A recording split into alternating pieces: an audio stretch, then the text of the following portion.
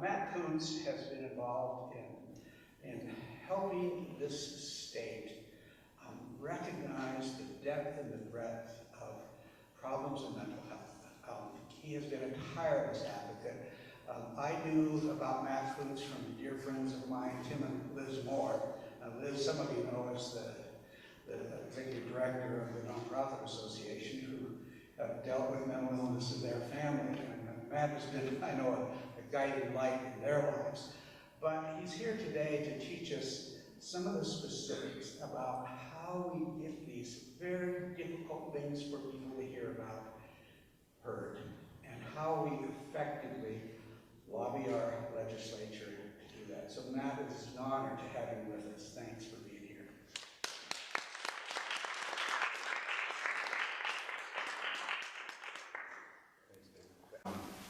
Thank you very much for having me. I'm the executive director for NAMI Montana. We're a grassroots organization that supports, educates, and advocates for people who live with mental illness and their families. And I'm really happy to be here. I got involved with this line of work after losing a loved one to PTSD, suicide, after he came home from Iraq. And it was really, really hard for all of us. And about a week after his death, we decided as a family that we wanted to make a difference on some of these issues. There were things that we saw that could be changed for the better. I mean, really tangibly changed for the better, we thought. And because I was a lawyer and stuff, I guess I kind of became the spokesman on it. And I looked at my toolbox and what I could do, and I didn't have anything in there. You know, it's like, oh geez, I don't know anything about politics. I've never ran for any office. I voted, and that was it. You know, I mean, I had never been pushed on an issue. I didn't know anything, but I did know insurgency strategy. I'd studied that at West Point. And so, as many of you know, with your faith groups or with whatever, you know, if you have this, that's what you're serving that day. You know, it doesn't matter if people want to eat it. It doesn't matter if somebody wants a different flavor of coffee. There you go. You know, so that was exactly the process I had. This is what I do. So this is how I see advocacy.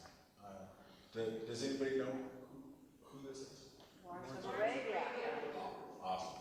Well, it's one of the few groups that gets that right. T.E. Lawrence helped the insurgents in Saudi Arabia fight the Ottoman Empire. And one of the things that he said about why insurgents are so powerful is that when you try to fight them, it's messy and hard. It's like trying to eat soup with a knife.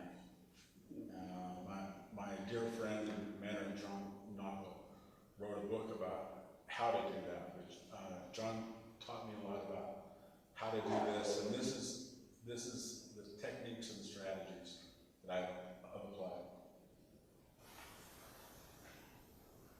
All right, and I think I want to start out with describing what this is and why you should do it, because every time you're advocating on an issue, you're almost always going to be the weaker party. I mean, I could safely say that the world is so big and there's so many entrenched interests that you're probably going to be the weaker party on no matter what you take on. For our family. Are your slides going to be available? Yes. You can't do that? No, I don't want to write it down. No, I'm just teasing. So that you're always going to be the weaker party, and that's why asymmetric warfare strategies and techniques are important, because they are designed. This is how a weak party should fight a strong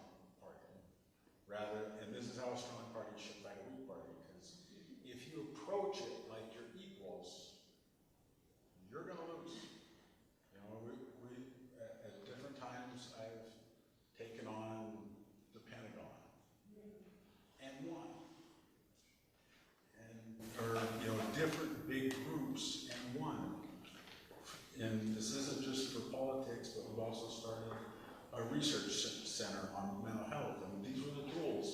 But I was able to do it in a lot of ways, and we were able to do it for our organization because we realized that we were the weaker party. You've got to use the techniques and the strategies that work for weaker parties, or you're not going to win, and you're not going to make a difference in the lives that you care about. So I think that this is also really important because the world is changing in a very real way. It's very hard for big organizations to make differences anymore.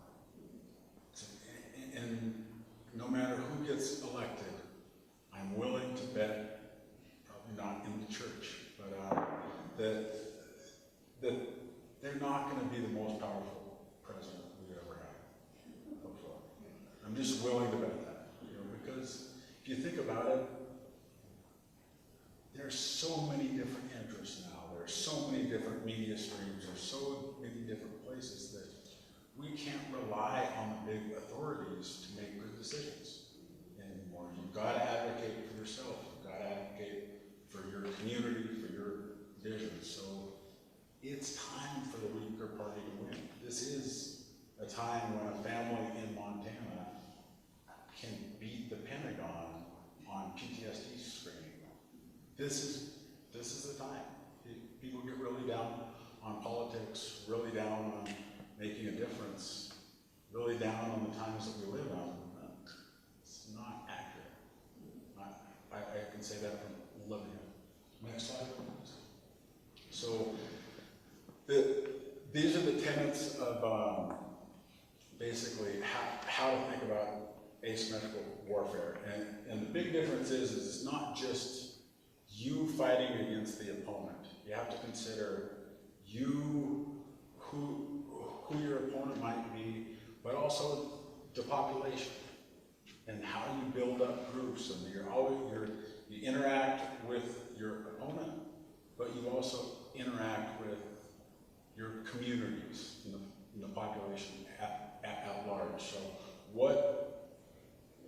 when someone doesn't listen to you, you go to someone else. It's not the end of the conversation, it's the beginning. But I think that it's really important to keep in mind how that stuff plays out. All right. Why apply these principles? Try to always quote Clausewitz, although it's a little bit hard for me to see it, but basically what he realized in fighting Napoleon is that war is just politics in a different form.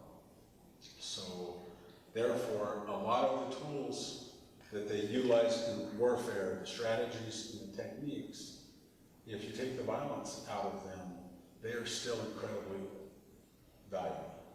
And these techniques have been proven to work for thousands of years. Just because we're in a democracy and we're peaceful does not mean that we can't use what's been proven to work. Next slide. So now to get into the nitty-gritty. Start out by identifying the problem. What matters to you? What you care about? And I would be pretty specific. There may be a couple of problems, but if you want to advocate on a true statewide or national level, you can't tackle everything.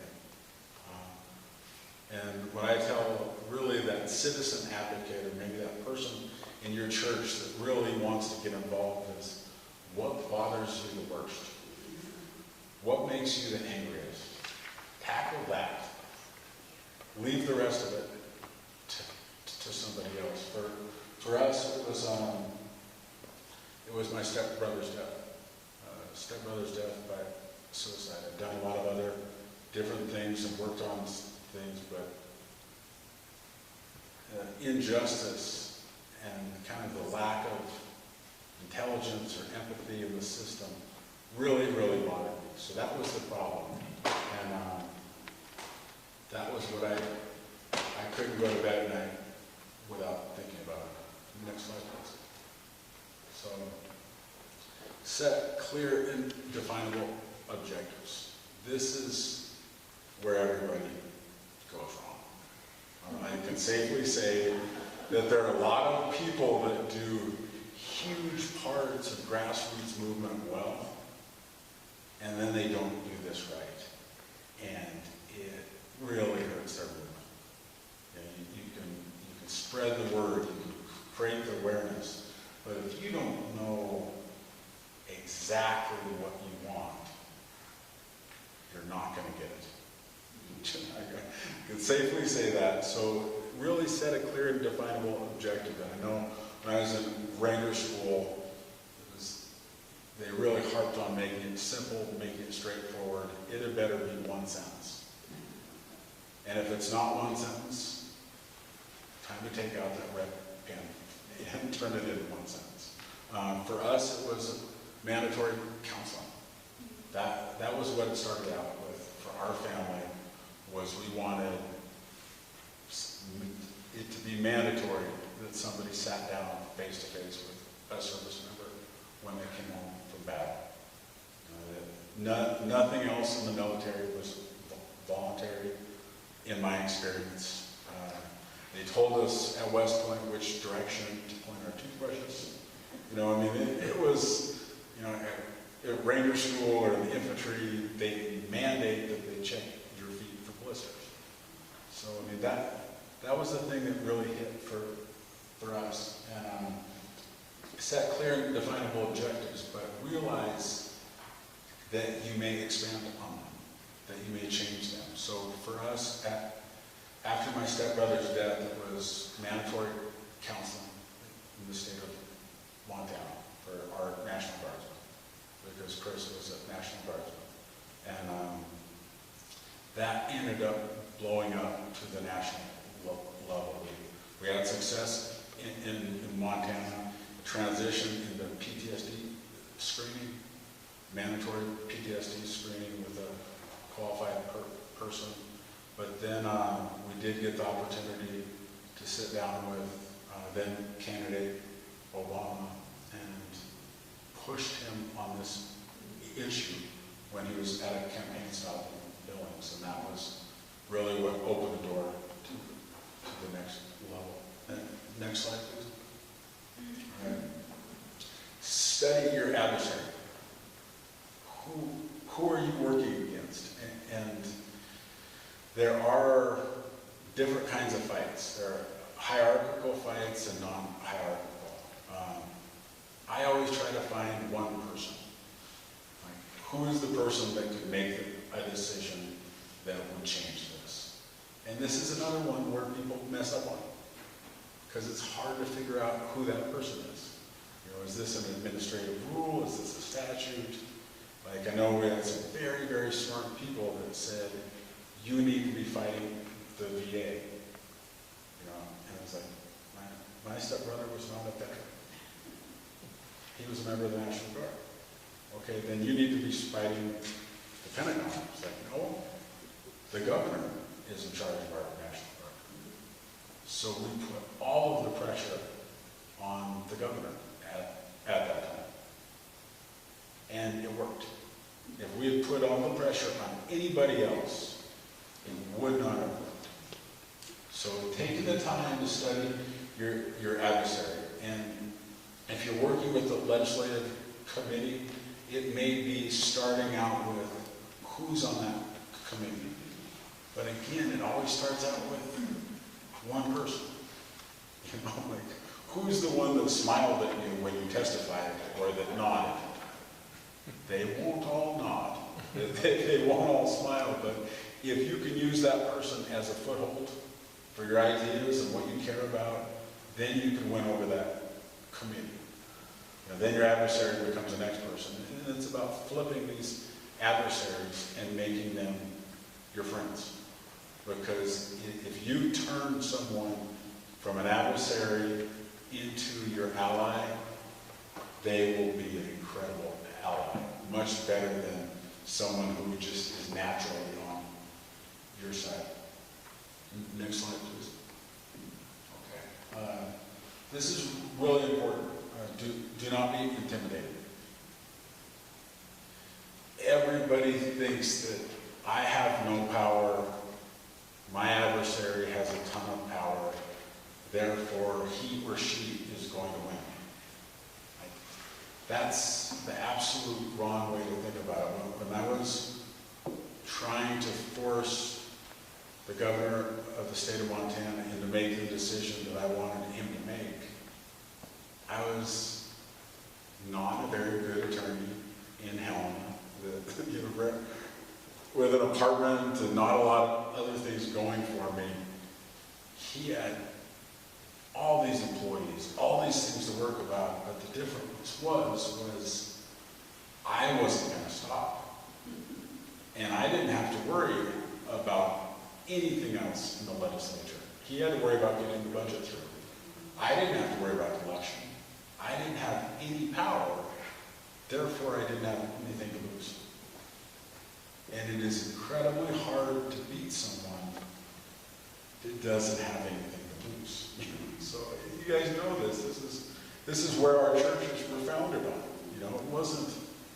We didn't start out with the head of Rome saying, "Hey, everybody become Christian." It was the opposite. You know, we have this in our cultural DNA that you can win. Next slide, please. So, this is hard to read, so let me just say it so everybody in the back can see it. It's to craft a narrative, turn it into a story. Very, very important. You have to do it right. A good narrative wins. Better than stats, better than statistics. You need to be able to tell your story. And the book that I use that really helped me with this is called Made to Stick. And it has some great bullet points. It should be simple. Your narrative should be a little bit unexpected, because people pay attention to the unexpected. It should be concrete. You've got to tell it in an incredible way. Like, so I could never say, I was a mental health professional, the nation needs to do this for PTSD. But I could say, this is what our family saw. I didn't overextend. Where is your credibility? What are you strong at? Don't get away from that. It should be emotional. Human beings pay attention to emotion. Don't run from that. And then stories. Use stories. Facts and figures are great, but people pay attention to stories. In the same way that you use in your homilies or anything else, you don't just barrage them with facts and figures. You tell stories in the same way that the parables have been used for 2,000 years. Next slide, please. Contact potential allies. You're surrounded by people that can help you. And it's not always going to be obvious who your allies are. I know for me it was, I ended up getting a lot of help, or our family got a lot of help by the spouses of the military folks. There was a big email list that heard about what we were doing and got really excited. The next one was the Helena International Affairs Council. I had someone on there that was on the peacekeepers, and the peacekeepers hadn't been able to stop the war in Iraq, but they had a huge email listserv, and they cared about the soldiers. So that group of 7,000 or 8,000 people got involved, and it was incredibly powerful. But you're surrounded by people that can help you, but who really helped me at first was my family. I'm from a big Irish Catholic Butte family on my mom's side, and if you get those 100 people to call the governor's office,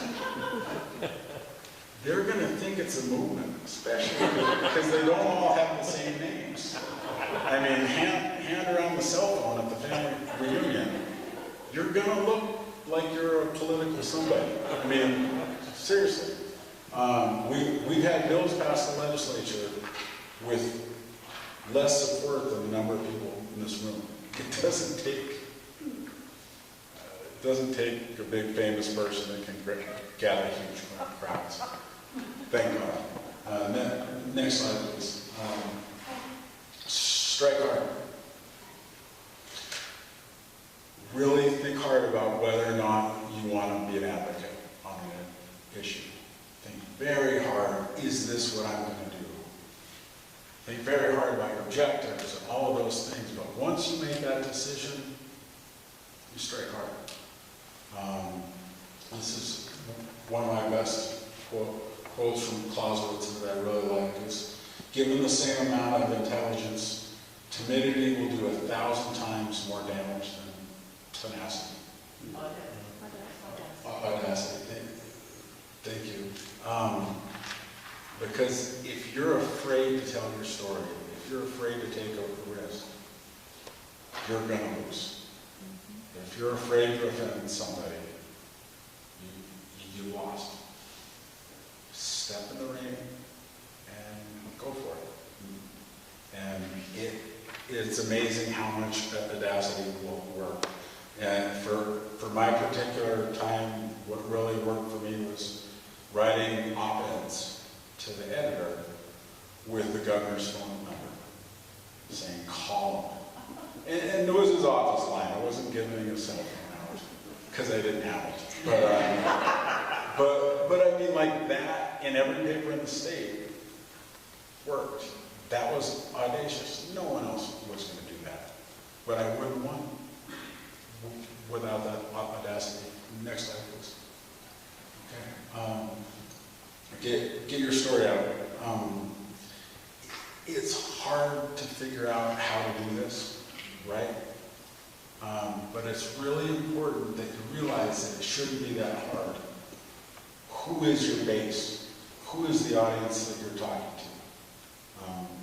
The people that really were involved in this were the people that were reading the newspapers in Montana. In particular, like, I would do an op-ed in the Queen City News, which isn't even in existence anymore. It was a great little hometown paper.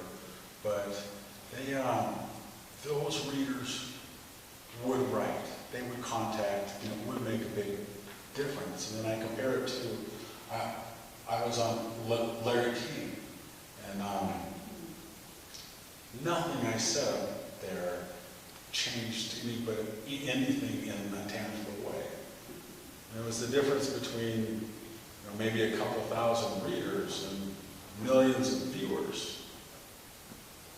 But that little local paper was more important. So if I had been, like so many people say, if Oprah just tells my story or if whoever just tells my story, we'll win.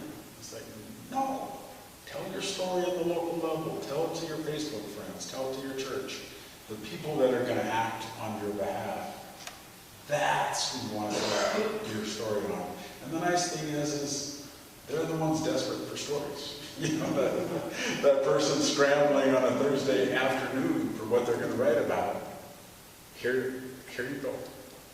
Next slide, please. Okay. Overcoming intermediate success.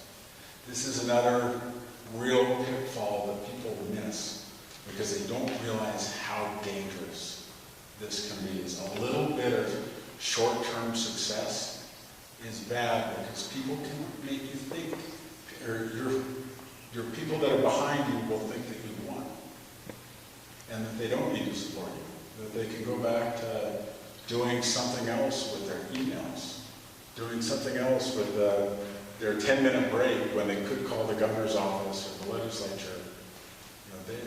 They do something else. So like at one time, I was chosen to be on the train ride with President Obama, and it was, right as his first inauguration, it was a really neat way to help expand this to the national level. But everybody thought we won. Congratulations, it doesn't get any bigger than that. You've won. Absolutely not true. The Pentagon was waiting to say no. And the president had a million different things on his plate. It was going to end up being us versus the Pentagon. So, but if I didn't stick with my group, and if I didn't remain focused on the objectives, you may have to re-engage your population. I think you have to absolutely tell them the fight's not done. This was just, you know, we got it through committee, we got it through the House of Reps. It's not over until it's done.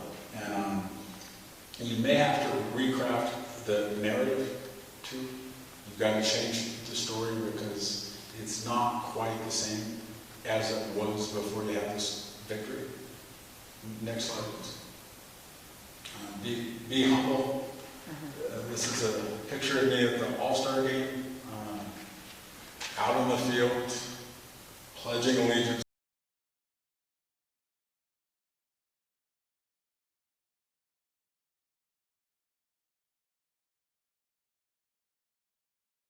Montana National Guard after my stepbrother's death. Very, very tense, very hard.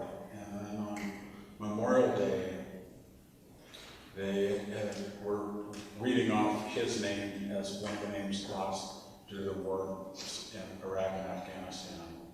And a colonel came up to me, Colonel Joel Custer, and he said, "I'm sorry." It was the first time anybody had apologized for all of the events that happened around Chris's death. And there were some bad ones. Everybody was afraid to get sued. Everybody was afraid of everything. Looking bad. He came up and he said, "I'm sorry." And I knew that something had fundamentally changed with our relationship with the Montana National Guard. And I needed to quit seeing them as an adversary and start seeing them as an ally. I would not have planned that. It was the last thing I thought when somebody in that uniform came up to me. I didn't know.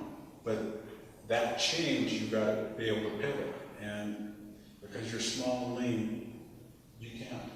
Next one, please. Expect roadblocks and confront them creatively. You are going to have people fighting. You're going to have organizations fighting. If you're tackling anything of importance, someone is going to try to block you. That's just, I don't know if it's the law of physics or philosophy, but people will try to fight you.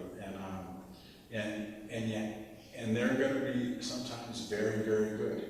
I had the head of the Montana VA tell all the newspapers in the state that what I was advocating was illegal. Ouch. that was not good. But if you are creative, you can figure out a way to re-engage. And I was able to explain that was because he didn't understand it. And it was another way to say, this is what we're actually talking about. Next slide, please. The long fight. The longer this goes, the better chances an insurgent has of winning. Insurgents win long fights, always. That's good to know. So I heard Sally talking about her frustration about the committee and the children's outcomes. I've been fighting that fight for 4 years. I'm in a good mood about it. I think we're finally starting to get somewhere. It might take 4 more years, but we'll win. Everybody else will quit fighting, except for the insurgents. Next slide, please. And this ties into that with how do you ensure that you have the staying power? It's going to cost something, but watching your finances and making sure that you're in a good spot, it is really important. Next slide, please. And I'll just kind of move through these last ones really quickly. Don't overextend. If you have some success as an advocate everybody else will want you to get involved with their effort. There is no shortage of people or causes that need to be helped. You need to stay focused on yours and allow the rest of the world to fight their fights. Next slide, please. Have faith.